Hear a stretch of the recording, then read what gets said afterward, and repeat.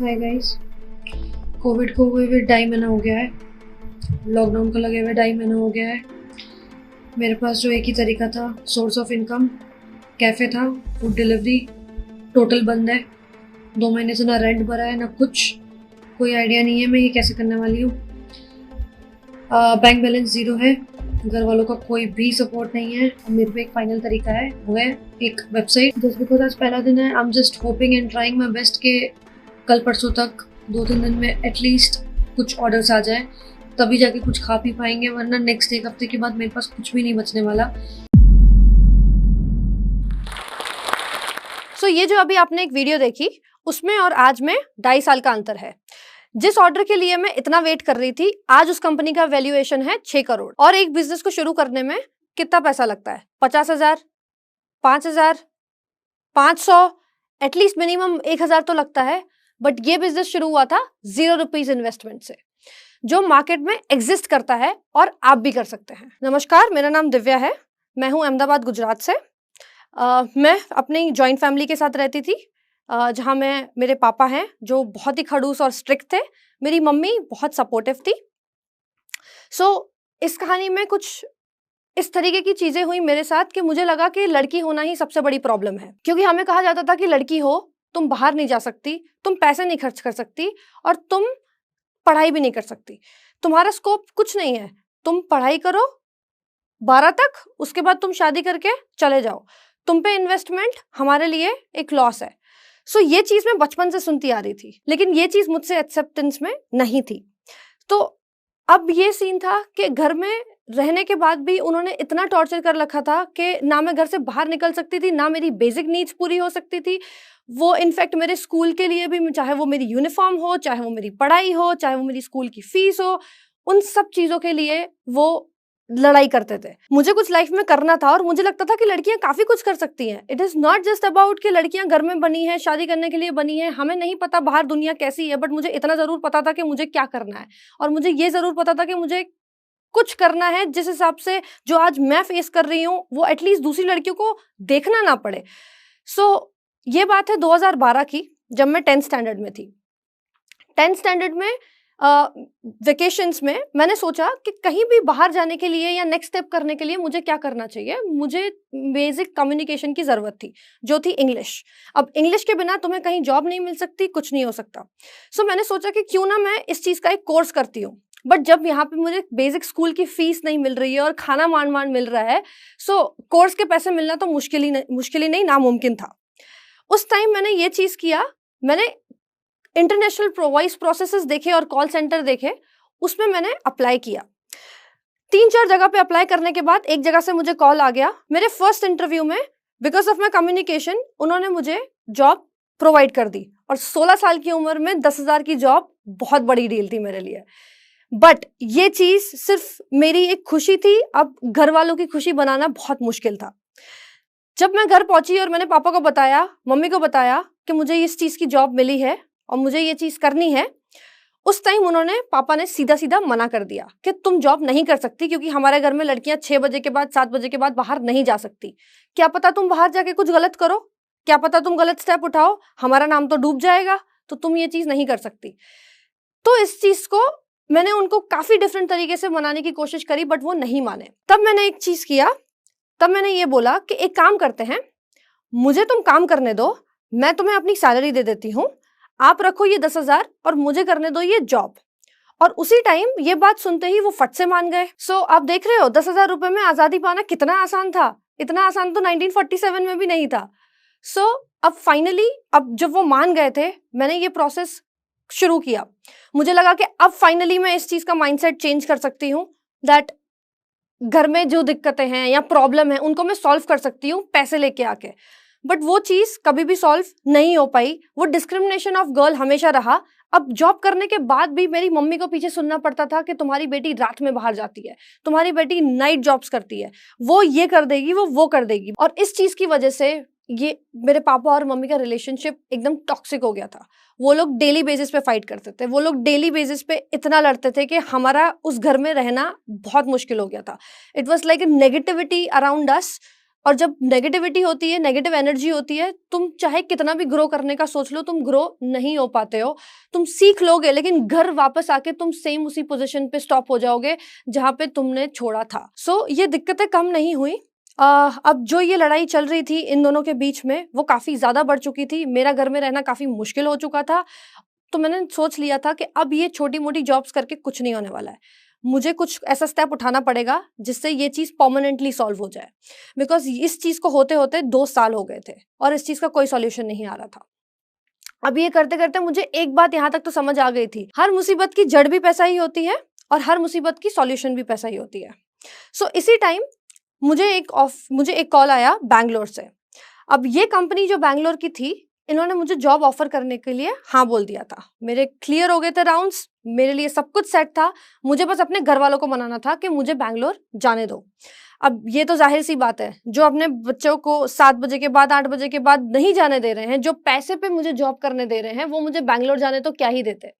सो इस चीज की बात उन्होंने नहीं मानी। मेरी मम्मी ने घर में सबसे लड़ाई करी और इंश्योर किया कि मैं किसी तरह इस जॉब को छोड़ के नेक्स्ट शहर में जा सकूं। सो ये सब दिक्कतें तो चल ही रही थी, बट उसके साथ साथ जब मेरा पहला दिन था, जब मुझे बैंगलोर शिफ्ट करना था और मेरी ज्वाइनिंग थी, उसी दिन मैंने अपनी फ्लाइट मिस कर दी।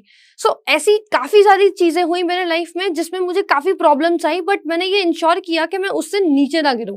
अब जस्ट बिकॉज मैंने फ्लाइट मिस कर दी, उस टाइम पे वो मेरे लिए बहुत बड़ी चीज थी। ना मेरे पे पैसा था, ना मेरे पे कोई सॉल्यूशन था कि मैं किस तरीके से बैंगलोर पहुंचूंगी। तभी मैंने अपने पापा को और घर पे फोन करके एक बार ट्राई किया कि क्या तुम मुझे कुछ हेल्प कर सकते हो। बट जस्ट बिकॉज उनको तो पता था कि मैं घर से भाग रही हूँ बिना किसी की प्रॉपर परमिशन लिए, क्योंकि मुझे आगे बढ़ना है, तो वो तो मेरी हेल्प करने वाले थे नहीं। तो तभी मैंने सोचा कि क्यों ना एक बेस्ट सॉल्यूशन देते हैं। मेरे पास एक फोन था, तब मैंने वो फोन बेचा, मैंने उससे 12,000 रुपए निकाले और उसी 12,000 से मैंने तुरंत अपनी एक फ्लाइट बुक करी, क्योंकि मेरे पास इसके अलावा कोई और ऑप्शन नहीं था। अब वहां पे हम कैसे रहेंगे, कैसे मैं बैंगलोर में सस्टेन करूंगी, वो मेरे लिए नेक्स्ट था। बैंगलोर एक नया शहर, नए लोग, नया खाना, ये सब मेरे लिए बहुत एंजाइटी क्रिएट कर रहा था। ये सब मेरे लिए बहुत ज्यादा मुश्किल था, क्योंकि वहां पे मुझसे सारे लोग बहुत बड़े थे और उस टाइम मेरी उम्र थी 18 साल। अब ये टाइम था कि जिसमें लोग भी काफी ज्यादा कंपैरिजन करते थे और कहते थे कि तुम तो छोटी हो, तुम छोटी हो, तुम नहीं बढ़ सकती आगे। लोग भी कहने लग गए। ये चीज घर में भी हो रही थी और इनफैक्ट घर वाले भी यही फोन करके कहते रहते थे कि तू वापस आ जा, कुछ नहीं होने वाला है, स्पेशली मेरे डैड। और जस्ट बिकॉज मैं घर से बाहर निकल गई थी, पीछे से घर में होती थी बहुत सारी लड़ाइयां और ये सब कुछ मेरी मम्मी को सहन करना पड़ता था। अब ये पोजीशन आया कि 1 साल 1.5 साल मुझे उस कंपनी में हो चुका था। मैं काफी ग्रो कर चुकी थी, काफी प्रमोशंस मिल गए थे, काफी कुछ पोजीशंस मिल गई थी। सो प्रमोशंस मिल रहे थे, जॉब बढ़िया चल रही थी, लर्निंग्स बढ़िया चल रही थी। बट अगेन एक चीज अभी भी कांस्टेंट थी, वो था पेरेंट्स का लड़ाई। और वो था, मुझे पता था कि बैकग्राउंड में अभी भी काफी चीजें मेस्ड अप हैं। जिस वजह से मैं यहाँ पे आई थी, बैंगलोर आई थी, वो चीज मुझे अभी किसी तरह सॉल्व करनी थी। तो ये था 1-1.5 साल के बाद जब मैं गई अपने घर वापस। ये था दिवाली का टाइम। मैं घर गई और मैंने पापा से पूछा कि क्या अब आप इन चीजों को सॉल्व कर सकते हो, बिकॉज मेरे पास इनफ सेविंग और इनफ पैसा है कि मैं आपको दे सकती हूँ, और क्या आप इन लड़ाइयों को बंद कर सकते हो। बट वो इस ऐसे जोन में थे, उन्होंने सीधा मना कर दिया। उन्होंने कहा कि मुझे तुमने जो पैसे दिए हैं वो मुझे एक्सेप्टेंस नहीं है और मुझे तुम्हारी मम्मी से डिवोर्स चाहिए। तभी मैंने उनसे पूछा कि आप 100% श्योर हो कि आपको ये करना है? मैं आपको 2 बार पूछ रही हूँ, मैं यहाँ पे आई इस कंफर्मेशन के लिए हूँ ताकि तुम मुझे कंफर्मेशन दो और उसके बाद में मम्मी को यहाँ से लेके चली जाऊंगी। और उन्होंने कहा जी हाँ, मुझे नहीं चाहिए, क्योंकि तुम लड़कियां हो, तुम मेरी नहीं सुनती हो, वो मेरी नहीं सुनती है, और लड़कियां मुझे मेरे घर में नहीं चाहिए। मैं यहाँ पे जब तक रूल कर रहा हूँ तब तक सब कुछ मेरे हिसाब से चलना चाहिए। सो इस चीज की वजह से मैंने अपनी मम्मी को लिया और मैंने उनको कहा हम चलेंगे बैंगलोर। तो अब मैं बैंगलोर लेकर आई अपनी मम्मी को। बैंगलोर में लेके आने के बाद मेरी कुछ सेविंग्स थी। जिस सेविंग्स थे, मैंने सोचा कि क्यों ना मम्मी को भी बिजनेस स्टार्ट करके दिया जाए। अब मम्मी बनाती थी बहुत बढ़िया खाना, खाना बनाती थी और मैं लोगों तक पहुंचाती थी। ऐसे हुआ मेरा कैफे का स्टार्टिंग। ये था मेरा पहला बिजनेस जिसमें मैंने अपना सेविंग्स लगा के अपना बिजनेस चलाया। 2 साल तक इस बिजनेस ने मुझे काफी अच्छा आउटकम दिया, जब तक कोविड ने हिट नहीं किया। अब जैसे ही कोविड आया, एक वो प्रॉब्लम, कोविड आते ही मेरा जो पार्टनर था उसका भी इंटरेस्ट लूज हो गया था इस बिजनेस से। तो ये जो मेरे सपने थे वो मुझे ये वाला सपना भी गिरते हुए दिख रहा था। अब ये सपना देखा था कि मैं इस चीज को आगे बढ़ाऊंगी और 2 चीजें और 2 रेस्टोरेंट खोलूंगी, बट ये सपना भी मुझे जाते हुए दिखा। हमने बहुत ट्राई किया कोविड में इसको कंटिन्यू करने का, बट दैट डिडंट हैपन। सो अब हो गया ये बिजनेस बंद, और उस टाइम पे ना मेरे पे जॉब थी, ना मुझे इमीडिएटली कहीं से जॉब मिलती, ना मेरे पे पैसा था, ना मेरे पे सेविंग्स थी, 2 महीने का रेंट नहीं भरा था, मम्मी की रिस्पॉन्सिबिलिटी अलग, और फैमिली सपोर्ट तो कभी भी नहीं मिलने वाला था। तो इसी टाइम पे मैंने बहुत रिसर्च किया और सोचा कि क्या ऐसी चीज मुझे करनी चाहिए जिस वजह से मैं अपने आप को वापस ट्रैक पे ला सकूं, बिकॉज हर प्रॉब्लम का एक सॉल्यूशन होता है, और मैं प्रॉब्लम को लेके नहीं बैठती, मैं फटाफट उस प्रॉब्लम का सॉल्यूशन निकालने पे मूव ऑन करती हूँ। तो तभी मेरे रिसर्च के हिसाब से मुझे पता चला कि एक चीज है जिसकी बहुत डिमांड है मार्केट में, जिस बिजनेस के बारे में आपने सबसे पहले शुरुआत में सुना था, उस बिजनेस की अब हम बात करने जाएंगे। इस बिजनेस का शुरुआत माई इंडियन थिंग स्टार्ट हुआ था इस बेसिस से या इस विजन से कि हम लोग इंडिया के डिफरेंट डिफरेंट कल्चर्स, इंडिया के डिफरेंट डिफरेंट रिलीजन्स, उन सबको मैच करते हुए उनको वो चीजें प्रोवाइड करें जिससे वो अपना घर को ब्यूटिफाई कर सकते हैं। सो ये बस एक आइडिया था। मुझे बस ये लगता था कि मार्केट में इस चीज की डिमांड है, बट मुझे नहीं पता था कि ये कैसे होगा, मुझे नहीं पता था कि ये किस तरीके से इंप्लीमेंट होगा, इससे क्या करना चाहिए। ना मेरे पे कोई डिग्री है, ना मेरे पे कोई एमबीए है, ना मेरे पे कोई बीकॉम है, मैंने सिर्फ 12th किया हुआ है। अब ये चीज मुझे अचीव करने के लिए एक्सपीरियंस या एक्सपोजर या हेल्प चाहिए थी। सो मैंने बेसिकली सीखा फ्रॉम द डाउन स्क्रैच कि वेबसाइट कैसे बनाते हैं, एड्स कैसे चलाते हैं, फेसबुक कैसे चलाते हैं, कैसे सर्विस करते हैं और कैसे रिसर्च करते हैं। ये सब स्टेप सीखने के बाद जब कोविड में सब लोग घर में बैठे थे, मैंने इस चीज पे रिसर्च किया, 1 महीना कंटिन्यूस मैंने इस पे वर्क किया, और उससे मेरी बनी एक बेसिक वेबसाइट। और उस बेसिक वेबसाइट पे मैंने स्टार्ट किया with one product which was wallpapers. अब वॉलपेपर से मैंने सोचा कि क्यों ना मैं इस वॉलपेपर को रख के देखूं और इसकी डिमांड को समझूं कि मार्केट में इसका डिमांड और सप्लाई कैसा है। विदाउट ट्राई तुम कभी नहीं समझ पाओगे कि तुम्हारा आइडिया चलेगा या नहीं चलेगा। सो बेसिकली मुझे अपना आइडिया ट्राई करना था। अब ये आइडिया ट्राई करने के लिए मैंने 2 महीने लगा लिए, और 1-2 हफ्ते तक मैंने काफी वेट किया कि किस तरीके से मैं इसमें ऑर्डर्स ला सकती हूँ। सो जब आया वेबसाइट पे पहला ऑर्डर, अब इसका एग्जीक्यूशन करना था, पैसे मेरे पास थे नहीं, सेविंग्स मेरे पे बची नहीं थी। सो यहीं पे मैंने वही फॉर्मूला यूज किया, पैसा पैसे को बनाता है। और मैंने अपने वेंडर्स को बोला कि मैं तुम्हें काफी ऑर्डर्स दूंगी, लेकिन तुम मेरे पहले सप्लाई करके दिखाओ कि तुम कैसा कर सकते हो। तो यहाँ पे मैंने 2 लोगों का कॉन किया, क्योंकि ये मेरे को एक बेसिक तरीके से समझना था दैट हाउ इट वर्क्स। तो जब मैंने ये कॉन किया, मैंने वेंडर्स को बोला कि तुम मेरे को ये प्रोडक्ट भिजवाओ, कस्टमर को बोला कि तुम मुझे ये एडवांस दे दो और मैं तुम्हें प्रोडक्ट भिजवा दूंगी। सो बेसिकली इसका पैसा लेके मैंने यहाँ सप्लाई किया और यहाँ से लेके मैंने यहाँ डिलीवरी करवाई। सो ये जब डिलीवरी एक प्रोसेस हुआ तो मेरे में थोड़ा और कॉन्फिडेंस आया कि ये चीज तो हो सकती है। इस चीज में ना मुझे पैसा लगा है, ना मेरा कोई टाइम लगा है, घर में बैठ के मैंने यहाँ से यहाँ माल पहुंचा के अपने घर में पैसा लाया है, वो भी विथ प्रॉफिट। सो ये डिलीवरी जो इनिशियली हमने करी और ये जो प्रोसेस मैंने किया, इस कॉन्फिडेंस के हिसाब से मैंने इस चीज को कंटिन्यू किया और प्रोडक्ट्स के साथ कंटिन्यू किया। जब ये चीज और बढ़ती रही और मुझे इसमें कोई पैसे डालने की नहीं जरूरत पड़ी, इस पैसे से मेरा और पैसा बनता गया, और पैसे बनते ही बनते 1 महीने में जहां लास्ट मंथ मेरे पास 0 रुपीज थे, नेक्स्ट मंथ मेरे पास 2 लाख रुपए थे, सिर्फ और सिर्फ इस प्रोसेस की वजह से। और ये चीज तभी हुई जब मैंने इस चीज के ऊपर कंसिस्टेंसी नहीं छोड़ी, क्योंकि मुझे पहले 1 महीने में एक भी ऑर्डर नहीं आया था। लेकिन उसके बाद जब मुझे ऑर्डर आने स्टार्ट हुए थे, अब लोग सिर्फ ऑर्डर्स नहीं, सिर्फ प्रोडक्ट्स नहीं, अब वो सर्विस भी चाहते थे, क्योंकि मेरा प्रोडक्ट कुछ ऐसा है जिसमें सर्विसेज भी चाहिए। विदाउट सर्विसेज तुम्हारा बिजनेस सस्टेन नहीं करेगा। तो उस चीज के लिए मैंने क्या किया, मैंने हर शहर में लेबर्स ढूंढे, वर्कर्स ढूंढे जो हमारे प्रोडक्ट्स को इंस्टॉल करते हैं।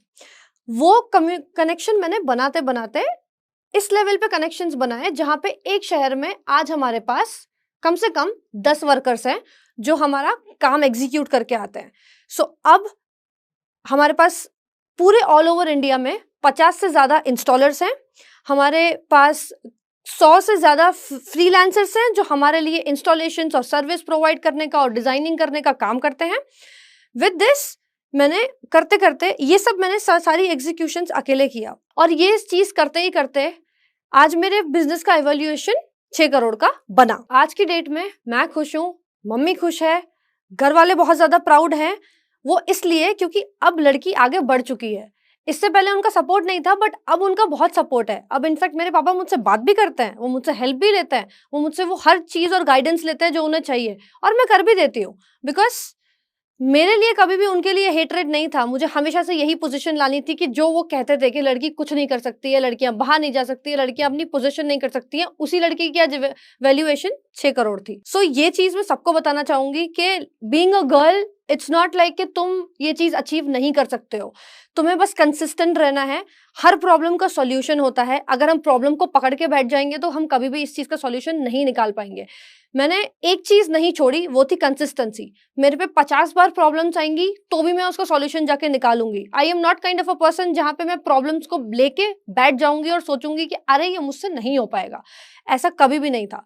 और इस चीज को कंसिस्टेंट करते हुए आज मेरे पास जो रिस्पेक्ट है, जो मेरे पे घर वालों का उम्मीद है कि ये यही आगे घर को बढ़ाएगी, इसी के ऊपर से सारा स्कोप है, वो आज बना रहा। So basically I thank my dad for not supporting me.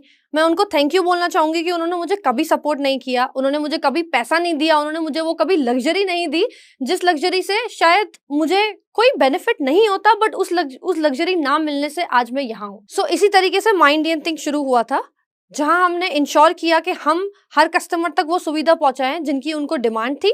और ये चीज आप भी कर सकते हैं विद 0 रुपीज इन्वेस्टमेंट। तुम में बस वो जज्बा और वो जोश चाहिए ताकि तुम इस चीज के ऊपर वर्क कर सको और उस चीज को कंसिस्टेंटली अचीव कर सको। Problem is not gonna be giving you any kind of solution. So I think you should just focus on कि क्या करना चाहिए नेक्स्ट। Thank you. अगर आप इस टॉक के एंड तक पहुंच चुके हैं तो मैं आपको जोश टॉक्स का एक दूसरा रूप भी दिखाना चाहता हूं, जिससे मैं काफ़ी देर से जुड़ा हुआ हूं और मुझे बहुत बहुत ज़्यादा पसंद है कि वो क्या कर रहे हैं। जोश टॉक्स ने एक नया ऐप लॉन्च किया है जिसका नाम है जोश स्किल्स। अब वो नया नहीं रहा, काफ़ी टाइम से है, लाखों लोग उसको अब यूज़ करते हैं। और जोश स्किल्स पे आप अपनी ज़िंदगी के लिए कोर्सेज ढूंढ सकते हैं। वो कोर्स नहीं जो आपको physics, chemistry, commerce, business studies पढ़ाएंगे, वो कोर्सेज जो आपकी जिंदगी में आपको कैसे जीना चाहिए वो सिखाएंगे। मैंने खुद जो स्किल्स पे बहुत सारे कोर्सेज बनाए हैं, पब्लिक स्पीकिंग पे, इमोशनल क्राइसिस कैसे हैंडल किया जाए, अपनी पर्सनालिटी कैसे डेवलप की जाए। हर एक कोर्स में डेली क्विजेज हैं, एक्सरसाइजेज हैं, एक बहुत ही खूबसूरत कम्युनिटी है जो आपको सपोर्ट करेगी, आपको इनकरेज करेगी। आज ही डाउनलोड करें जोश स्किल्स का ऐप और उनके कोर्सेज एक्सप्लोर करके अपनी जिंदगी को आगे बढ़ाएं।